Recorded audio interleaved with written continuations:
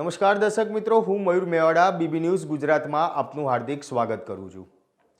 રાજ્યભરમાં ડુપ્લિકેટ ચીજવસ્તુઓ પકડવાની જાણે મોસમ ખીલી હોય તેમ જોવા મળી રહ્યું છે। અમરેલી જિલ્લામાં મોડી રાત્રે લીલિયાના પીપળવા ગામ નજીક ઘીની મોટી ફેક્ટરી ધમધમતી ઝડપાઈ હતી, જે નકલી ઘી હોવાનું શંકા જોવા મળી રહી છે। લીલિયા ગામના પીએસઆઈ સિદ્ધરાજસિંહ ગોહિલને બાતમી મળતા પોલીસની ટીમે દરોડા પાડ્યા હતા।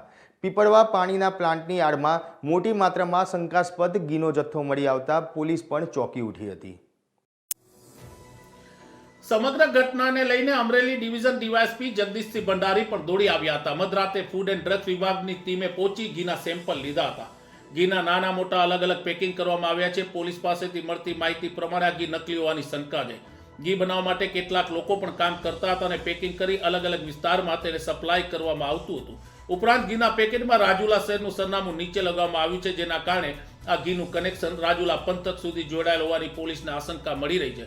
મોટી માત્રામાં ઘી હોવાને કારણે મોડી રાત સુધી ગણતરી સહિતની પોલીસની કામગીરીનો ધમધમાટ ચાલતો રહ્યો। લીલિયા પોલીસ સ્ટેશનમાં સમગ્ર મામલે ગુનો નોંધવામાં આવ્યો છે। સમગ્ર શંકાસ્પદ ઘી નેટવર્ક પાછળ મુખ્ય સૂત્રધાર બેજાબાજ હોવાની શક્યતા પણ જોવા મળી રહી છે। રાજ્યભરના મહાનગરોમાં ઘી સપ્લાય થતું હોવાની પોલીસને આશંકા છે।